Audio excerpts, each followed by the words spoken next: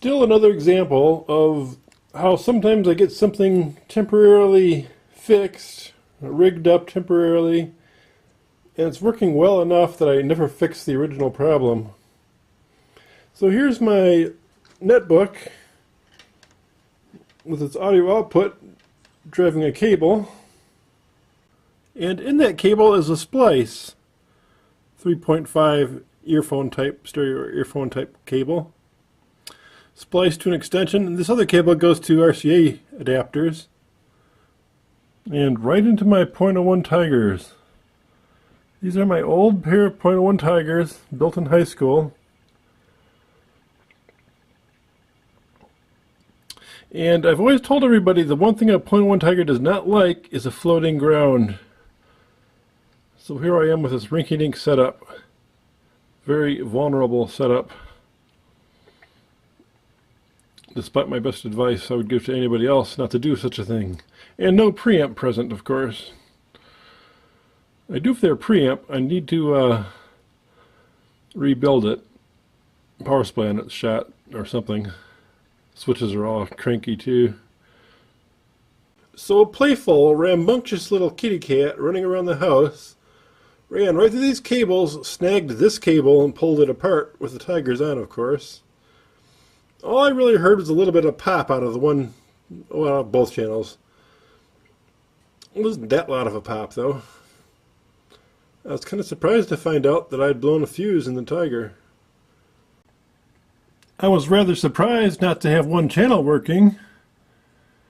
And then when I checked the fuses on that channel, after checking other things, swapping inputs around and stuff like that to make sure it wasn't input related, I discovered that the line fuses had blown, the plus-minus line fuses had blown. I was a little bit surprised by that. But I didn't have any 3-amp fuses to replace them with. I only had 1-amp fuses. So I figured, well, I'll put 1-amp fuses on just to make sure the output transistors didn't blow up. And I'll use a dim bulb tester just to be sure that I'm not just going to blow those 1-amp fuses to smithereens for nothing. And boom. We got a short. Does not look good.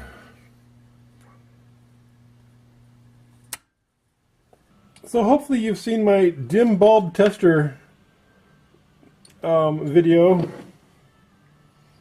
Explains what you're supposed to see when you turn an amplifier on with a dim bulb tester. It should light up bright and then dim down real quickly. Shouldn't do that. That indicates a dead short.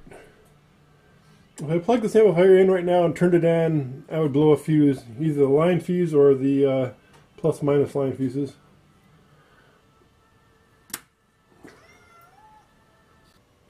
I already know that I've got a major problem. I already checked the fuses. If I didn't know that, well, the dim bulb test would have showed me a dim bulb. It would have, brightened and dimmed out immediately, but no audio out of the amp. My next step was to check the plus-minus fuses, because I know these amps are the most vulnerable thing to blow. And I found they were both blown.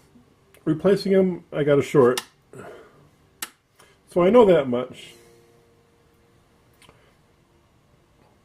I also know if I take the fuses out, like I said before,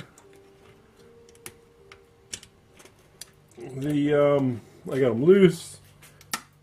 That's what the dim bulb test should look like. Bright and then dimmed right out as the caps charge up. I've also verified that I've got good power on the caps at this point.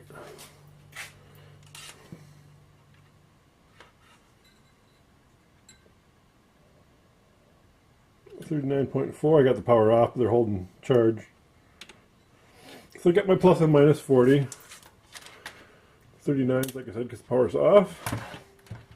So I know the power supply works. I'm going to put these back in, let them drain down the power supply.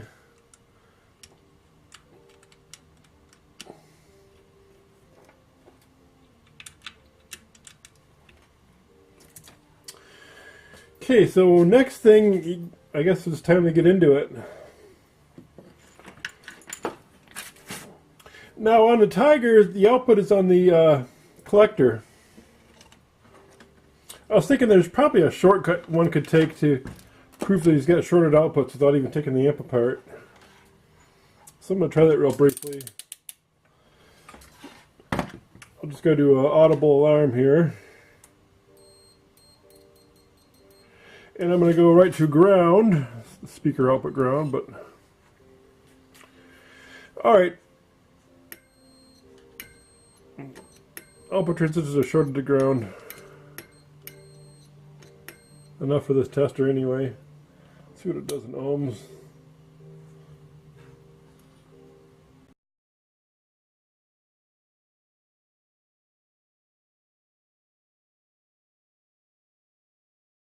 Okay, and as a shortcut, I've proven that there's a short between the collector and the output of this amp is off the collector. These actually go to the speaker terminal, these collectors. But I've got a near short from the rail to the collector.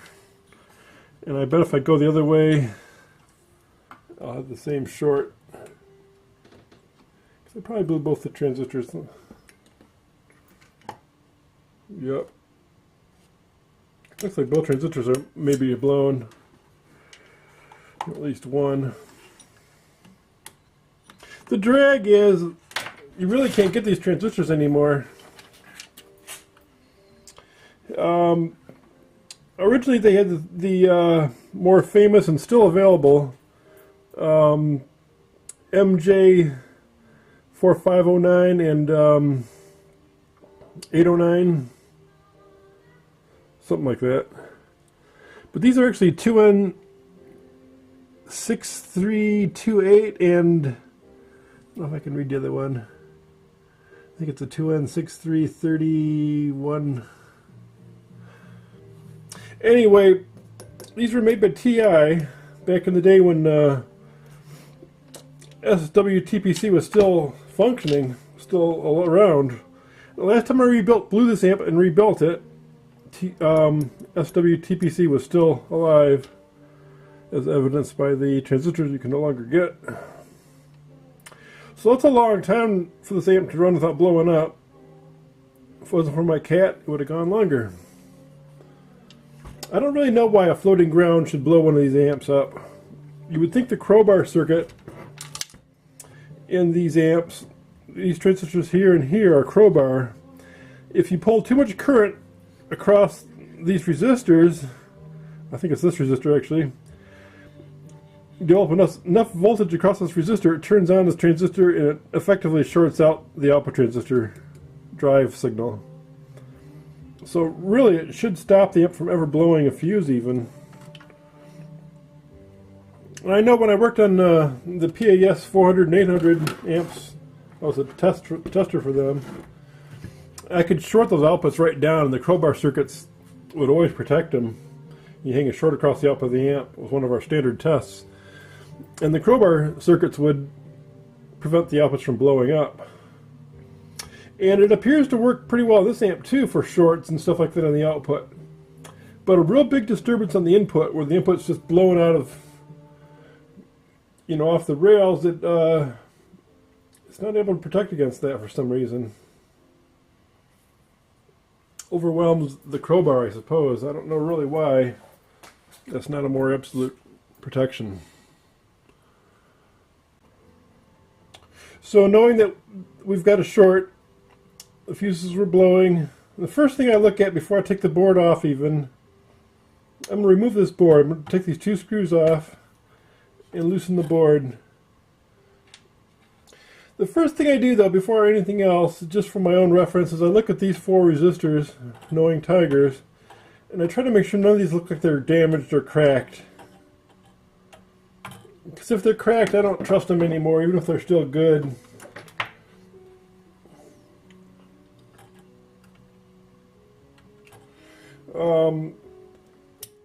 Because they'll eventually corrode and open up, and you don't want that to happen. You don't want to rebuild an amp and then have the simple little things come after you like that.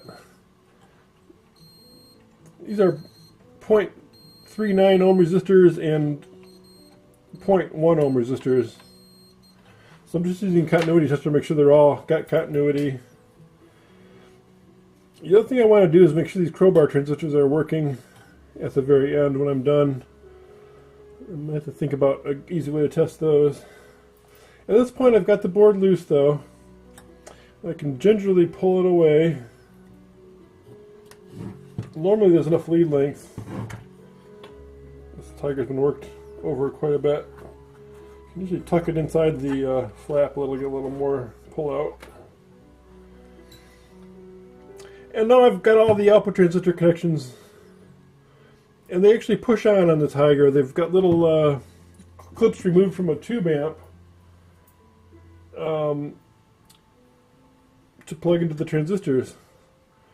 To the soldering, which would be really tough the way the amp's set up. It'd be really tough to try to solder those on because they're about flush. So I really need to unplug some of those. I wish I had a hemostat. I'm going to have to buy some more hemostats. I don't have any hemostats anymore. A couple jobs I need them for.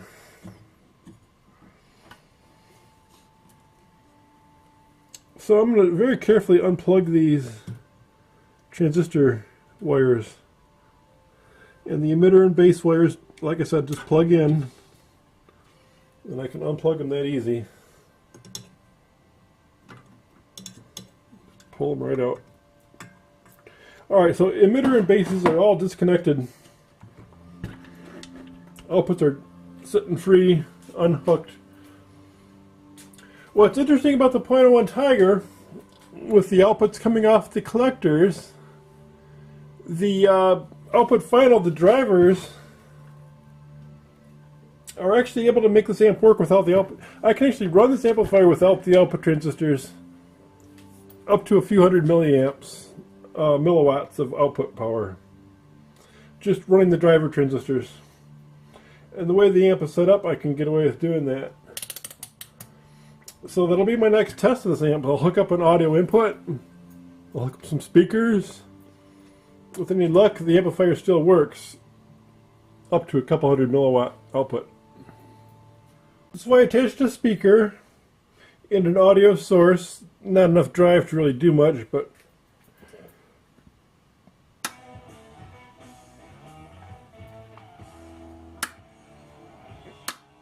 so you saw the light flash briefly and dim down right away. That's what an amp's supposed to do when it's normal.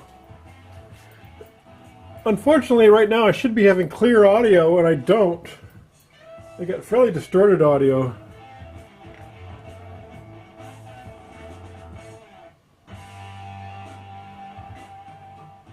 And even if I turn it way down, it still sounds bad.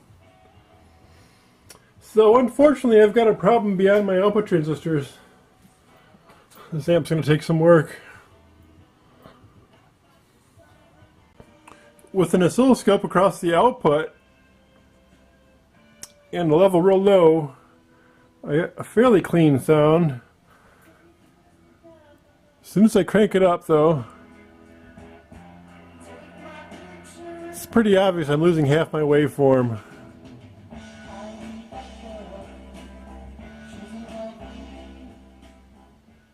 So it looks like I've lost one of my drivers possibly.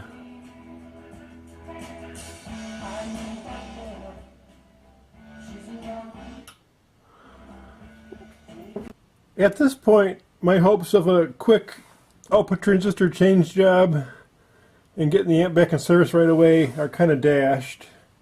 If I've blown the driver transistor, pre-driver, the protection transistors, those are all parts that are no longer currently available.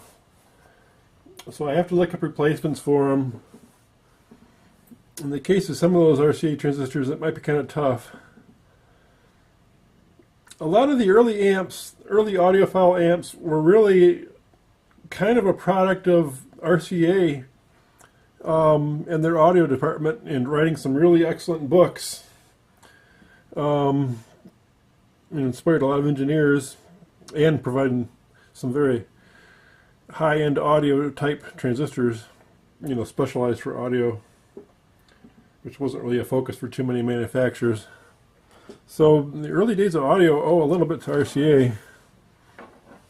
Now, there's a few ways to test transistors. In-circuit is kind of limited, but you can usually get a pretty good idea, especially with output transistors that are usually going to be shorted or open.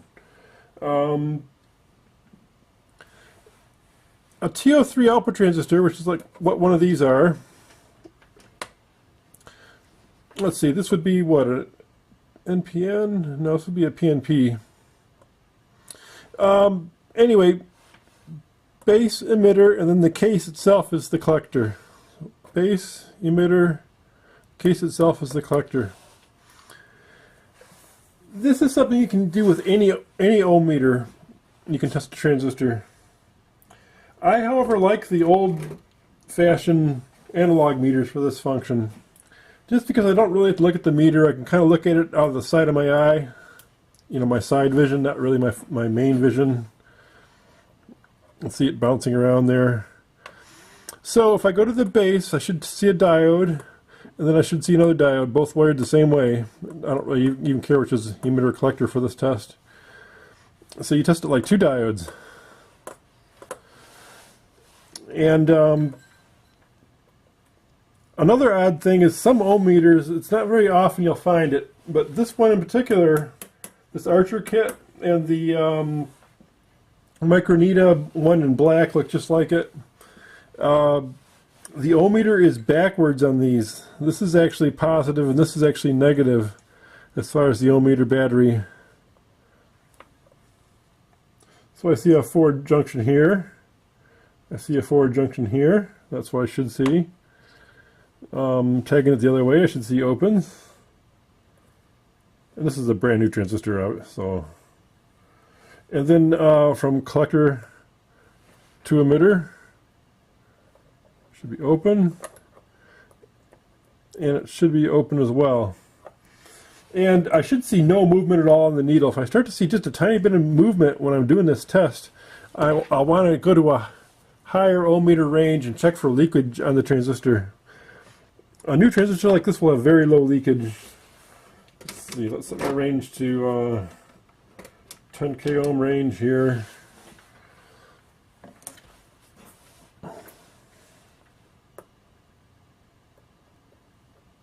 And it still doesn't even tweak the needle. You'll find though in a lot of amplifiers that had cheaper transistors like the like the 3055, 213-3055 transistors that became a real generic transistor using a lot of cheaper audio amps. A lot of those transistors got really leaky. They weren't, you know, usually prime manufacturers either. They kind of got the cheapest ones they could get. And of course the most important test is emitter to collector like I was showing on the actual transistor.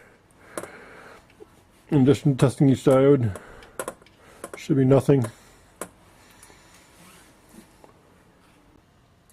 So I can do that in circuit with this because I'm using such a low impedance that most of the circuit won't interfere, but occasionally there'll be a diode, you know, or something like that. The TV, there's a diode protecting the horizontal output transistor. So there's going to be things like that. So that's how I do it. There is an in-circuit tester which I have, which works pretty well actually. It's a Radio Shack little thing. I've showed it in another video, but this is basically what I usually do. I'll go through here with the ohm meter. I'll check all these transistors one by one, and then I'm probably going to have to be in search of some substitutes for these parts. So this is probably going to be a part 1, part 2 thing. Something useful about this meter that's not stock is the probes. These are Mueller probes, I think. But they come to a sharp tip. I mean, very sharp tip, which is very important trying to get into a circuit board and keep forcing a good connection through all the grunge and oxidation and stuff. So, good sharp probes are almost a necessity. The original probes for this are really poor for this kind of work. Real blunt and kind of fragile too. You can't put any pressure on them. These you can actually put some pressure on and dig into something if you need to. You know, you can.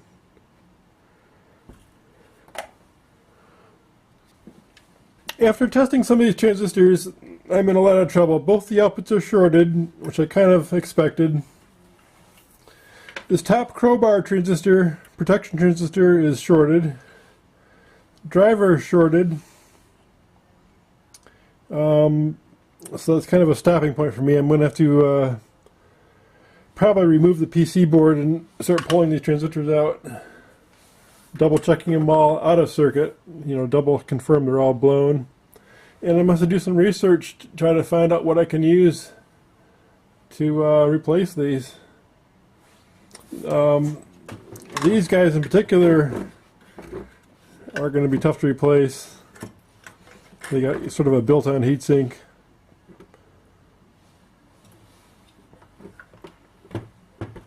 So it may not look stock when I'm done. We'll see.